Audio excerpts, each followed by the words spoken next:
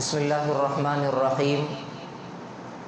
عزیز طلباء، 1445-2024 کہف الایمان کے تیسرے یوم والدین سالانہ جلسے کے موضوعات میں سے ایک اہم موضوع ایسی شخصیت ہے جو 22 زبانوں کو جاننے والی، 8 زبانوں پر عبور رکھنے والی، اردو، فارسی، عربی، فرانسیسی، اطالوی، ترکی، انگریزی زبان پر بے تکلف بولنے والی، بیک وقت مفکر، محدث، محقق، قلمدان، مصنف، بین الاقوامی قانون کے ماہر، فخر حیدرآباد یعنی ڈاکٹر حمید اللہ حیدرآبادی نائیتی کا تذکرہ ہے، جن کی پیدائش 16 محرم الحرام 1326 19 فروری 1908 عیسوی میں پیدا ہوئے۔ 1908 یہ وہی زمانہ ہے کہ جس زمانے میں موسیٰ ندی حیدرآباد ایسا طوفان کہ جس میں 50,000 افراد ہلاک ہوئے، 80,000 گھر تباہ ہوئے، نظام ہسپتال بھی تباہ ہو گیا۔ اس زمانے میں ان کی عمر 7 ماہ کی تھی، فروری میں پیدا ہوئے اور یہ واقعہ ستمبر میں پیش آیا۔ ان کے والد محترم ابو محمد خلیل، دادا قاضی صبغت اللہ بدر الدولہ ہیں، والدہ کا نام بی بی سلطان، 5 بہنیں، 4 بھائی، 1 بھائی کا انتقال ہو گیا تھا۔ نائیتی خاندان، یہ نائت جگہ کی طرف منسوب ہے جو بصرہ میں واقع ہے۔ یہ دراصل یہ خاندان ڈاکٹر حمید اللہ حیدرآبادی کا، ان کے آباء و اجداد خاندان قریش کے قبیلے یا اس کی ایک شاخ تھی۔ حجاج بن یوسف کے ظلم و ستم کی بنا پر وہاں سے نکل کر بصرہ کے ایک علاقے نائت میں مقیم ہو گئے، پھر وہاں سے ملکی ہندوستان مالابار کے علاقے میں، پھر اس کے بعد آرکاٹ کے مدراس کے علاقے میں مقیم رہے، وہاں سے ہوتے ہوئے حیدرآباد تشریف لائے۔ یہ خاندان ایسا علمی اور علماء پر مشتمل ایسا خاندان تھا کہ جس خاندان میں کتابوں کا کتب خانہ، دراصل ان کا کتب خانہ اگر دیکھا جائے ان کے خاندان کا، تو ہماری کئی لائبریریاں فل ہو سکتی ہیں۔ 70,000 تو فقط مخطوطات تھے، ہمارا پورا خاندان بھی مل کر 70 کتابیں بھی ہمارے پورے خاندان کی نہیں ہو سکتی۔ ان کے خاندان میں تو فقط 70,000 مخطوطات تھے، اور ان کے خاندان کی لائبریری، کئی لائبریریاں، کئی کتب خانے بھر سکتی ہیں۔ ان کے دادا قاضی صبغت اللہ صاحب، اندازہ ہوتا ہے کیسا علمی گھرانہ، ذوق، مصنفین، 29 عربی کتابیں جنہوں نے لکھی، اور فارسی میں 34 کتابیں، اردو میں 14 کتابیں لکھی، اور تو اور مولوی محمد غوث بن ناصر الدین شرف الملک النائیتی آرکاٹی ان کے پرداداؤں میں ہیں، ان کے خاندان میں ہیں۔ یہ وہی شخصیت ہیں جنہوں نے نثر المرجان فی رسم القرآن کتاب 16 موٹی ضخیم کتابوں میں لکھی ہے، جو آپ کے کتب خانے میں موجود ہیں، جس کا حوالہ قاری صدیق صاحب دامت برکاتہم نے افتتاح قرأت صبا کے موقع پر اس کا حوالہ دیا تھا۔ انہی کے پڑپوتوں میں ڈاکٹر حمید اللہ حیدرآبادی ہیں۔ جب یہ 4 سال 4 ماہ 4 دن کے ہوئے تو بسم اللہ کی تقریب رکھی گئی۔ بسم اللہ کی تقریب کہ سورہ علق، کوئی بڑے بزرگ، ان کے خود والد محترم نانی حال دادی حال کو، خاندان والوں کو جوڑ کر بسم اللہ خوانی کروائی گئی کہ قرآن پاک کی آیتوں کو یہ پڑھیں، پھر اس کے بعد وہ دہرائیں۔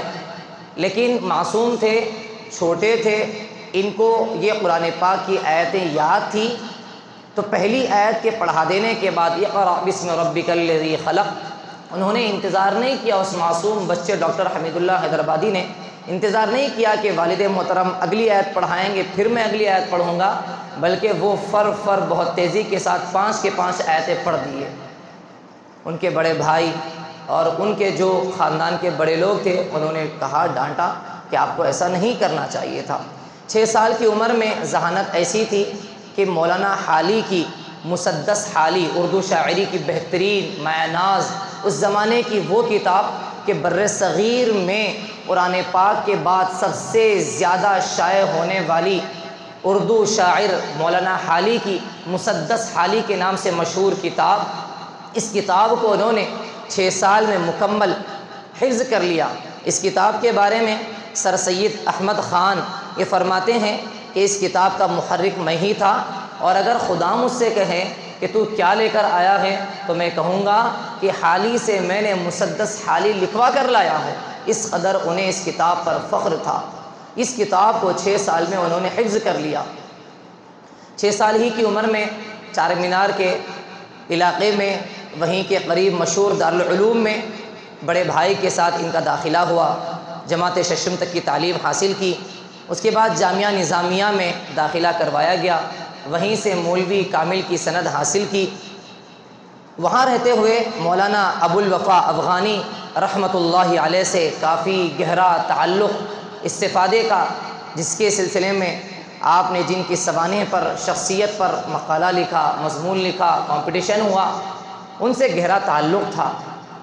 ان سے جدا ہونے کے بعد بھی 150 ان کے مشہور خطوط موجود ہیں۔ کیسا گہرا تعلق! ہم اساتذہ کرام سے نہ دوران تعلیم اپنے تعلق کو مضبوط رکھتے ہیں، اور نہ فراغت کے بعد امور مشورہ، تعلیم، تعلیمی سفر، عملی زندگی، تربیت والے پہلو، 150 خطوط انہوں نے۔ پھر اس کے بعد جامعہ نظامیہ ہی میں انگریزی پڑھنا بھی شروع کر دیا۔ دین کے ساتھ ساتھ دنیاوی تعلیم، ذہانت بھی تھی، جذبہ بھی تھا، محنت بھی تھی۔ ایسا نہیں ہے کہ نہ یہ کتاب عربی کی سمجھ میں آ رہی ہے پھر بھی ہم اس لائن میں چلے گئے، اس لائن میں جانے کی وجہ سے یہ لائن کمزور ہو گئی، ایسا نہیں ہے۔ دونوں لائنوں کے اندر کافی ماہر۔ انگریزی پڑھنا بھی شروع کر دیا جامعہ نظامیہ میں ہی رہتے ہوئے۔ جب ان کی عمر 16 سال کی تھی، 1924 میں پہلا مضمون ان کا شائع ہوا مدراس کی سیر کے عنوان سے۔ جامعہ نظامیہ کے بعد جامعہ عثمانیہ یونیورسٹی میں داخلہ لیا۔ وہاں رہتے ہوئے مولانا مناظر احسن گیلانی رحمۃ اللہ علیہ سے خوب استفادہ کیا۔ 1928 میں جب ان کی عمر 20 سال کی تھی، عثمانیہ یونیورسٹی سے BA کیا، اور اسی سال ان کے والدہ کا انتقال ہو گیا۔ 1930 میں جب کہ ان کی عمر 22 سال کی تھی، MA عربی کیا، اور اسی سال LLB لائر بھی بن چکے تھے 22 سال کی عمر میں۔ 1931 میں جب کہ ان کی عمر 23 سال کی تھی، عثمانیہ یونیورسٹی میں ایک شعبہ تحقیق کا قائم ہوا، اس کے یہ پہلے شاگرد رہے، مقالہ تیار کیا، 75 روپیہ وظیفہ ماہانہ ان کا طے ہوا، اسپیشلی طور پر ماہانہ وظیفہ دیا جاتا تھا۔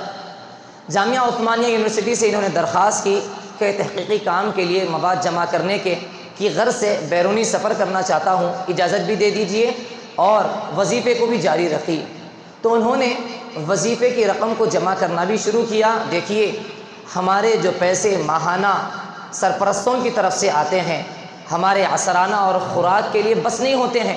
انہوں نے 75 روپئے ماہانہ وظیفے کو جمع کرتے ہوئے وہ بیرون ممالک، ملک حجاز کا سفر، شام کا سفر، چندے سے نہیں، اپنے وظیفے کے ذریعے سے مصر کا سفر، ترکی کا سفر، یورپ کا سفر، اور سفر بھی کیسا، جھاڑ پہاڑ دیکھنے، سمندروں کی سیر و تفریح کرنے کے لیے نہیں، علمی تحقیقی مواد کو اکٹھا کرنے کے لیے مقالہ وہاں تیار کیا۔ وہاں کے کتب خانوں سے، کتابوں سے استفادہ کیا، مخطوطات سے استفادہ کیا۔ آپ جغرافیہ اٹھا کر تو دیکھیں، کہاں ہندوستان ہے اور کہاں فرانس، کہاں پیرس، فرانس کا کیپٹل سٹی یہ پیرس، اور کہاں جرمن ہے، کہاں لنڈن ہے، اور کہاں ترکی ہے، کہاں یورپ ممالک ہیں۔ اتنی دور کا سفر اپنے وظیفوں کے ذریعے سے بلبوتے پر کیا ہے۔ 1933 میں جبکہ ان کی عمر 25 سال کی تھی، 25 سال کی تھی، تحقیقی کام ہی کے لیے جب استنبول ترکی کے شہر جانا ہوا، وہاں پر جرمن کے بون یونیورسٹی کا نام ہے بون یونیورسٹی کے پروفیسر نے ان کو پیرس اور جرمن آنے کی دعوت دی کہ آپ ہمارے علاقے میں آئیں، ہمارے یونیورسٹی میں آپ کا یہ جو تحقیقی مقالہ ہے آپ ہمارے پاس پیش کریں۔ تو جامعہ عثمانیہ سے انہوں نے اجازت لی، وہاں سے اجازت ملی، اور وہیں استنبول سے وہاں جانے کی ان کو اجازت ملی۔ ایک اور سال کا وظیفہ جاری ہو گیا، 2 سال کا وظیفہ تھا، تیسرے سال کا وظیفہ بھی ان کے علمی کمالات کی بنیاد پر جاری کیا گیا۔ دیکھیے علمی راستے کیسے کھلتے ہیں، گئے نہیں، بلایا گیا ہے، علمی تحقیقی کام مقالوں کے پیش کرنے کے ذریعے سے اعزاز کے طور پر وہاں بین الاقوامی قانون میں غیر جانبداری کے موضوع پر مقالہ پیش کیا، اور مقالہ پیش کر کے D Phil doctor of philosophy کی ڈگری حاصل کی، اور اسی سال بون یونیورسٹی میں اعزازی لیکچرر محاضر کی حیثیت سے تقرر ہوا ان کا، اور ایک شعبہ ان کی وجہ سے قائم ہوا، اور پھر اسی سال میں D Lit doctor of literature کی ڈگری انہوں نے حاصل کی۔ ان 2 ڈگریوں کے حاصل کر لینے کے بعد ماسکو یونیورسٹی میں بھی جانے کا ارادہ ہوا، لیکن وظیفہ ختم ہو گیا۔ عثمانیہ یونیورسٹی سے بھی 3 سال ہو چکے تھے، اور وہاں پر یورپ پر دوسری جنگ کے اثرات بھی شروع ہو چکے تھے، اس لیے ڈاکٹر حمید اللہ حیدرآبادی 14 فروری 1935 میں حیدرآباد دوبارہ واپس آ گئے۔ حیدرآباد آنے کے بعد 1935 سے 1948 تک تقریباً 12 سال کی یہ مدت جامعہ عثمانیہ یونیورسٹی میں فقہ کے لیکچرر محاضر مقرر ہوئے۔ 225 ان کی تنخواہ تھی، 225 روپئے۔ نامپلی سے عثمانیہ یونیورسٹی جانے والی پہلی جو بس تھی اس میں سوار ہوتے۔ لطیفے کی بات یہ کہ اس وقت جو طلباء اس بس میں ساتھ میں ہوتے ان کا ٹکٹ بھی یہی دیا کرتے تھے۔ 1944 میں والد محترم کا انتقال ہو گیا۔ 1946 جبکہ ان کی عمر 38 سال کی تھی، ابھی 1947 ہندوستان ابھی آزاد نہیں ہوا، نظام کی طرف سے ایک قافلہ حج کے لیے روانہ ہوا۔ ڈاکٹر صاحب کو سالار قافلہ بنایا گیا، اور وہاں پر حج کے قافلے کو لے کر گئے۔ وہیں رہتے ہوئے مدینہ المنورہ کے اندر حسن الشاعر کو قرآن پاک سنا کر قرآن پاک کی اور تجوید کی سند حاصل کی۔ 1948 میں جبکہ جن کی عمر 39 اور 40 سال کی تھی، اس سال میں شعبہ قانون میں قانون بین الممالک پڑھانے کے لیے بیرونی ممالک منتقل کیا گیا، اور یہاں پر ہندوستان آزاد بھی ہو گیا۔ پھر اس کے بعد سقوط حیدرآباد 1948 میں جو آصف جاہی سلطنت کو ختم کر کے حیدرآباد ریاست کو انڈین یونین میں شامل کر دیا گیا، ضم کر دیا گیا۔ ایک موقع سے جب ان سے پوچھا گیا کہ آپ دوبارہ حیدرآباد کیوں نہیں آتے ہیں، پیرس ہی میں کیوں رہتے ہیں، فرانس میں کیوں رہتے ہیں، تو انہوں نے کہا کہ حیدرآباد میں مسلمانوں کی سلطنت تھی، اب وہ ختم بھی ہو چکی ہے، اور یہاں رہ کر جتنا یکسوئی کے ساتھ تحقیقی علمی کام میں کر رہا ہوں وہاں جا کر شاید میں نہیں کر پاؤں گا، وہیں مقیم رہیں۔ 1948 میں انہیں اسی سقوط حیدرآباد کے زمانے میں وہاں سے پیرس سے ان کو بلایا گیا پاکستان میں۔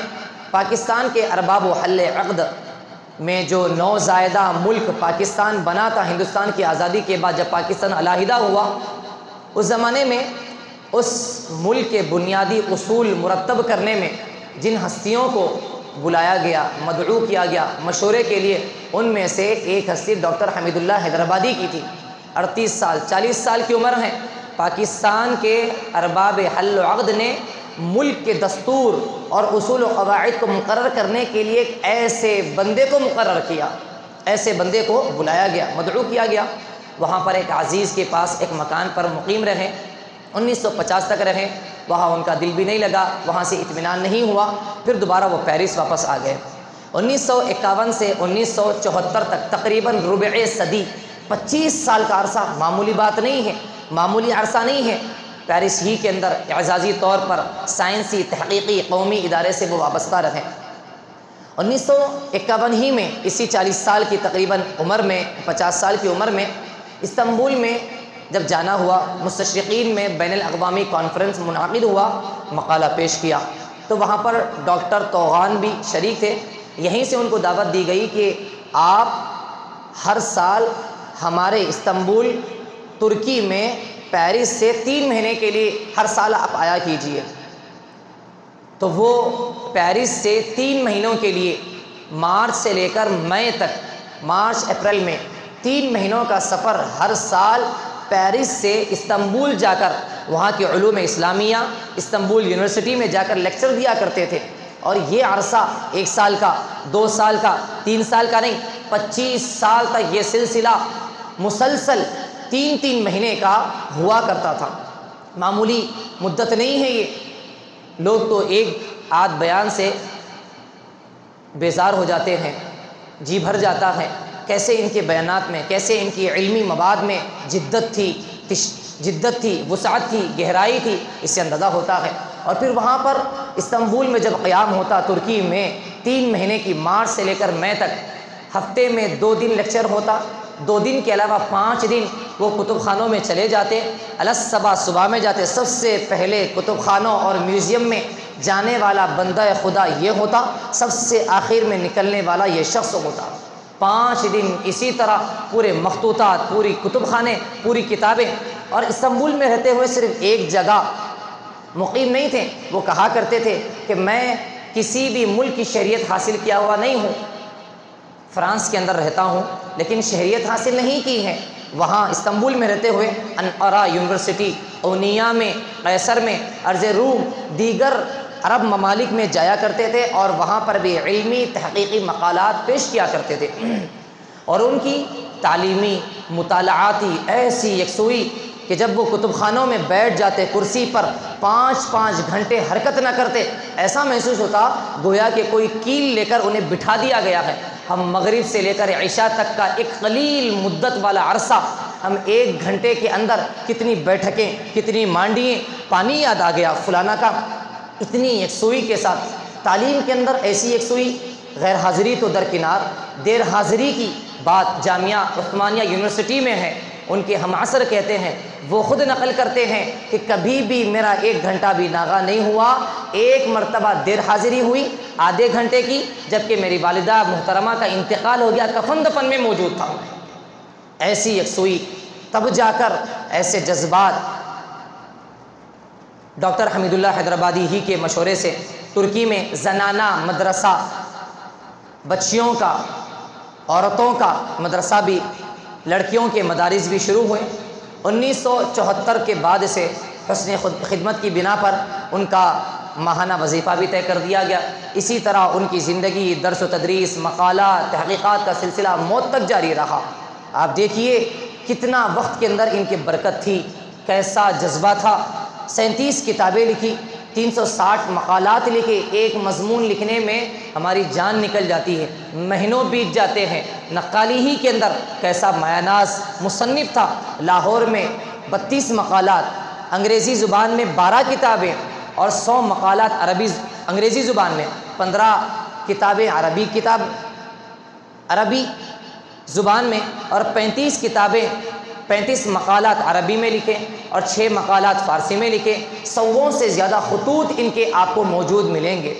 22 زبانوں سے زیادہ جاننے والے، 8-10 زبانوں پر عبور رکھنے والے، بے تکلف مقالات، گفتگو، بیانات، لیکچر، اردو میں، عربی میں، فارسی میں، اطالوی اٹالی کی زبان، ترکی میں اور فرانسیسی۔ فرانس یہ معمولی زبان نہیں ہے، یہ وہ واحد شخص ہیں کہ جس نے یورپ ممالک کے 3 اہم زبانوں میں ترجمہ کیا ہے۔ قرآن پاک کا یہ وہ واحد شخص ہیں جس نے 3 زبانوں میں، انگریزی، جرمن اور فرانسیسی زبان میں انہوں نے ترجمہ کیا۔ فرانسی زبان یہ صرف فرانس میں چلنے والی زبان نہیں ہے، بہت سارے ممالک میں یہ زبان چلتی ہے۔ اور یہ ان کا قرآن پاک کا ترجمہ صرف 1 مرتبہ شائع نہیں ہوا، 20 سے زائد ایڈیشن اس کے شائع ہو چکے ہیں، اور ایک ایڈیشن میں 20 ہزار تقریباً نسخے ان کے چھپتے ہیں۔ بلا کسی مبالغہ ان کے ہاتھ پر یورپ کے نوجوان مرد عورتوں نے اسلام قبول کیا، بے تکلف عربی میں بات کرنے والے۔ عثمانیہ کہاں سیکھا؟ عثمانیہ یونیورسٹی میں، فرانس اور ترکی عربی زبانیں سیکھی۔ بون یونیورسٹی میں عبرانی، سریانی اور لاطینی زبان، روم کی زبان، اٹالی کی پہلی کی زبان کو سیکھا، چینی زبان کو سیکھا۔ یہ اندازہ ہو رہا ہوگا زبانوں پر عبور حاصل کرنا، اتنے سال پڑھنے کے باوجود بھی فارسی میں نہ کمال پیدا ہوتا ہے، نہ عربی سے انس پیدا ہوتا ہے۔ بے تکلف کیسے زبانوں کو جاننے سے، اور پھر زبانوں کو جاننا سیکھنا صرف فیس بک کمپنی میں کام کرنے، یہ بڑے بڑے باہر کے کمپنیوں میں ڈالر ریال کمانے کے لیے نہیں، اشاعت دین کے لیے، فکری دینی چیزوں کو پھیلانے کے لیے، تحقیقات کے لیے، یہ معمولی بات نہیں ہے۔ اور انہوں نے سیر کبیر جو امام محمد بن حسن الشیبانی، امام محمد جو ابو حنیفہ رحمۃ اللہ علیہ کے شاگرد ہیں، ان کی لکھی ہوئی کتاب سیر کبیر کو، اس کتاب کا بھی انہوں نے فرانس میں ترجمہ کیا، وہاں کے یونیسکو نے منصوبہ کیا کہ اس کو فرانس میں ترجمہ کیا جائے، انہوں نے ترجمہ کیا اس کا، اور شاہ ولی اللہ محدث دہلوی رحمۃ اللہ علیہ کی بہترین معنی ناز لکھی ہوئی کتاب حجت اللہ البالغہ کا بھی فرانس میں ترجمہ کیا۔ ان کی بے شمار مشہور کتابیں ہیں۔ عہد نبوی کے جنگ، خطبات بہاولپور یہ پاکستان کے پنجاب کا ایک علاقہ ہے، شہر ہے، وہاں پر برجستگی کے ساتھ جو مقالات انہوں نے پیش کیے، انہی مقالات کو خطبات کی شکل دے دی گئی۔ تعارف اسلام نامی کتاب، رسول اللہ صلی اللہ علیہ وسلم کی سیاسی زندگی، دنیا کا قدیم ترین مجموعہ حدیث، پیغمبر اسلام، قانون زندگی وغیرہ موضوعات پر کتابیں لکھی۔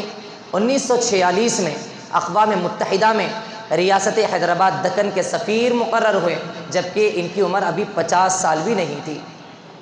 1985 میں 1985 میں پاکستان نے اعزازی طور پر ایک ایوارڈ 1 کروڑ روپے کا پیش کیا، انہوں نے انکار کر دیا اور یہ کہا کہ ادارہ اسلامی تحقیقات کے میں اس کے حوالے کرتا ہوں، اور اس نام سے، ان کے نام سے ایک بڑی یونیورسٹی اور ایک کتب خانہ وہاں پر قائم کیا گیا۔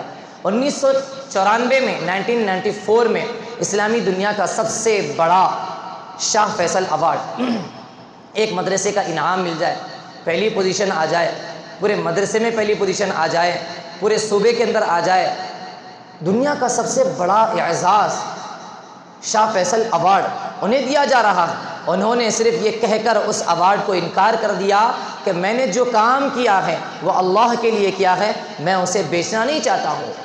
اور تو اور برلن جو جرمن کا ایک علاقہ ہے، اور اسی طریقے سے دمشق کی لائبریریوں میں جا کر تلاش کر کے دیکھنے کے بعد صحیفہ حمام بن منبہ، یہ دراصل حضرت ابو ہریرہ کے شاگرد، سن 28 یا 38 ہجری میں حضرت ابو ہریرہ کے شاگرد نے 138 احادیث پر مشتمل ایک رسالہ تیار کیا، اپنے استاد ابو ہریرہ رضی اللہ عنہ کے سامنے پیش کیا، انہوں نے تصویب کی، وہ ایسے ہی پڑا رکھا ہوا تھا، لیکن ان دو لائبریریوں کے اندر، جرمن کے برلن علاقے کے لائبریری میں اور دمشق کے لائبریری میں انہوں نے دیکھا اور صحیفہ حمام بن منبہ کو نکالا، اور پھر اس کو 1955 حیدرآباد میں اس کو شائع کیا۔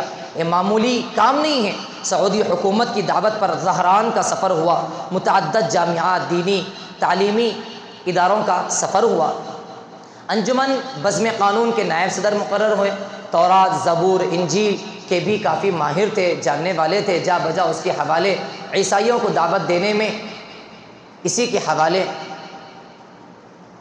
مسلکاً شافعی تھے لیکن بالغ نظری سے مجتہدانہ انداز میں کام لیتے تھے، فقیہ بھی تھے، محقق بھی تھے، قلمدان بھی تھے، محدث بھی تھے۔ فقہ حنفی کا بہت بڑا کام انہوں نے کیا۔ نقشبندیہ سلسلے کے بھوپال کے علاقے کے بڑے مرد کامل بزرگ شیخ ابو احمد، ان کے خانوادے کے ہاتھ پر بیعت کی۔ دیکھنا چاہیے کہ اسفار ان کے کس بہانے ہوئے تھے، علمی اسفار ہوئے، 75 روپیے وظیفے کے ذریعے سے ملکوں کا انہوں نے سفر کیا۔ ہمارے پاس اتنا جذبہ بھی نہیں ہے کہ ہم 75 روپے کی ایک کتاب اپنے پیسوں سے خریدیں، انعام سے ہٹ کر والد صاحب سے کہے بغیر دینی تعلیمات کی بنیاد پر کیسے ترجیحی کام کیے جاتے ہیں۔ غیر حاضری، دیر حاضری، یکسوئی کے ساتھ بیٹھ کر متوسط قد و قامت کے تھے، خوبرو تھے، پیشانی کشادہ تھی، چہرے پر وجاہت کے ساتھ معصومیت تھی، قدرے چھدری داڑھی والے تھے، ٹوپی بالوں والی ٹوپی پہنتے تھے، رک رک کر بولتے تھے، سر ہلا ہلا کر بات کرتے تھے، چھوٹی چھوٹی تحریر تھی، اکثر شیروانی پہنا کرتے تھے، اور اپنے ہاتھ سے پکا لینا۔